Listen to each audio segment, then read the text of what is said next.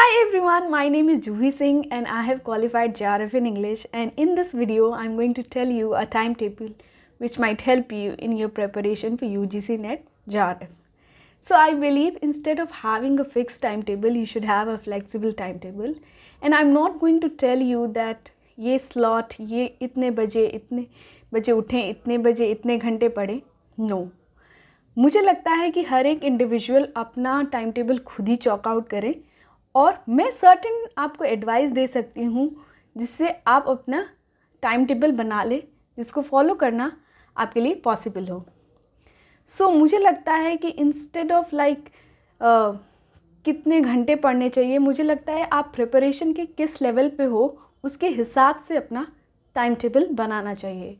तो मैंने level of preparation को 3 पार्ट में डिवाइड किया है. फर्स्ट पार्ट है बिगिनर लेवल, दूसरा पार्ट है एक्सपीरियंस लेवल, और तीसरा पार्ट है एडवांस लेवल. तो बिगिनर लेवल की कैटेगरी क्या है? बिगिनर लेवल की कैटेगरी में वो एस्पिरेंट्स आते हैं जिन्होंने कभी एग्ज़ाम दिया नहीं है, उनको एग्ज़ाम पैटर्न का कोई आइडिया नहीं है, उन्होंने कभी प्रिपरेशन नहीं करी है.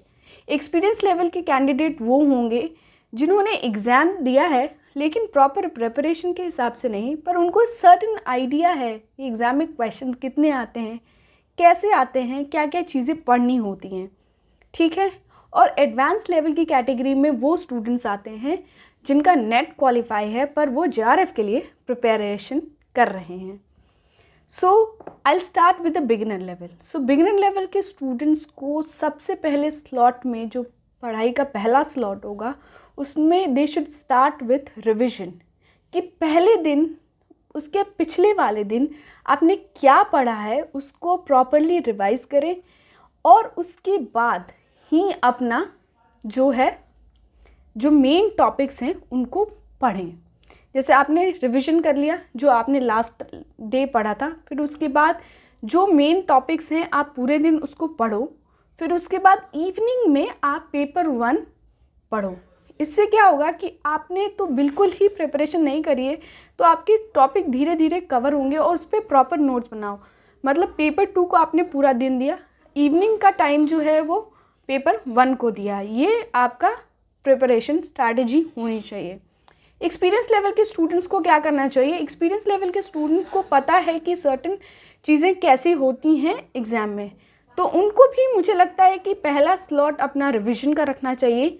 दूसरे स्लॉट में क्या करना चाहिए? आपको पेपर 1 और पेपर 2 दोनों के टॉपिक्स पढ़ने चाहिए, उस पर नोट्स बनाने चाहिए. और जो इवनिंग का स्लॉट है उसमें पेपर 1 और पेपर 2 के जितने भी आपने टॉपिक्स कवर किए उसको क्वेश्चन के फॉर्म में सॉल्व करें, ताकि आप उसको रिकॉग्नाइज कर पा रहे हैं या नहीं ये देखना आपके लिए ज़रूरी है. क्योंकि जो चीज़ें आपने थियोरी में पढ़ी उसको एप्लीकेशन में लाना ज़रूरी है, क्योंकि वैसे ही एग्ज़ाम में आते हैं. Now coming to the advance level of students. इस कैटेगरी के जो स्टूडेंट होते हैं उनका प्रिपरेशन हो चुका है both for paper 1 and paper 2. अब उनको क्या करना है? उनके जो छूटे कॉन्सेप्ट हैं अब रिविजन उनको बहुत ज़्यादा करनी होती है उस क्रीमी लेयर में पहुंचने के लिए जो JRF का क्रीमी लेयर है. तो क्या करना है उनको ये करना है कि जो प्रीवियस ईयर क्वेश्चन पेपर है उनका वो गाइडिंग प्रिंसिपल होगा, क्योंकि प्रीवियस ईयर का क्वेश्चन पेपर ही एक डायरेक्शन देता है कि आपकी प्रिपरेशन किस डायरेक्शन में जानी चाहिए.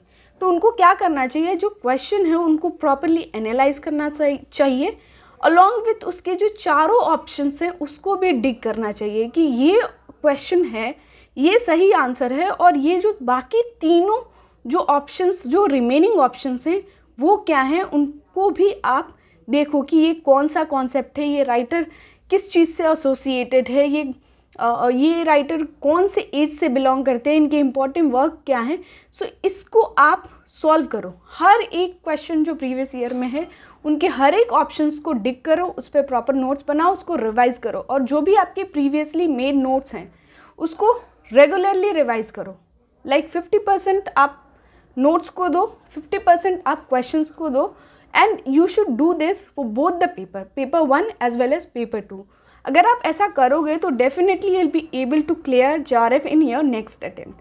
सो these were the basic strategy that you should follow if you, and you should also see that कि आप किस कैटेगरी से बिलोंग करते हो, और फिर उसके बाद अपना टाइम टेबल chalk out करो. If you have any question regarding this, you can write down in the comment section below. And thank you for watching the video. All the best for your exam.